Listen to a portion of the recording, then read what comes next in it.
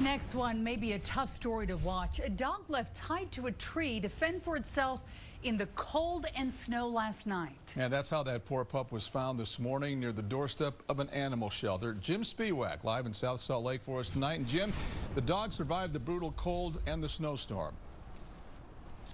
Yeah, it did. That's the good news in all of this. It was cold last night, just like it's cold this morning. Here's this tree right here that this dog was tied up to. As you can see, there's still about 6 inches, maybe more of snow that this dog was in for a couple hours. And here's what happened. There were some employees that came here earlier this morning to do some shoveling, and that's when they heard a dog barking tied to this tree.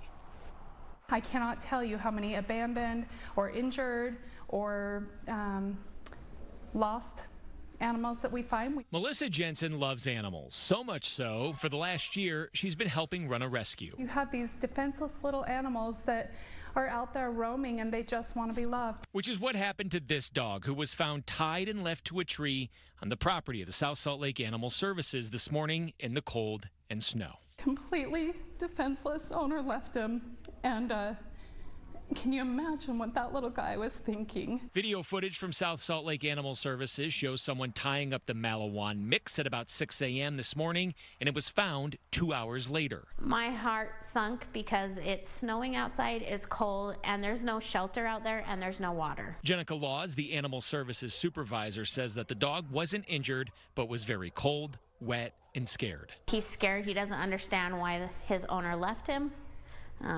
And there's these strangers coming to get him. Jenica says surveillance video suggests the person who left the dog looked distraught. He was sad to most likely leave his animal, so we understand that there was probably a situation that he couldn't keep his animal. Jenica says leaving a dog with no shelter or water is a crime, and if you're having trouble living with your animal, resources are always available. Please call us or come in.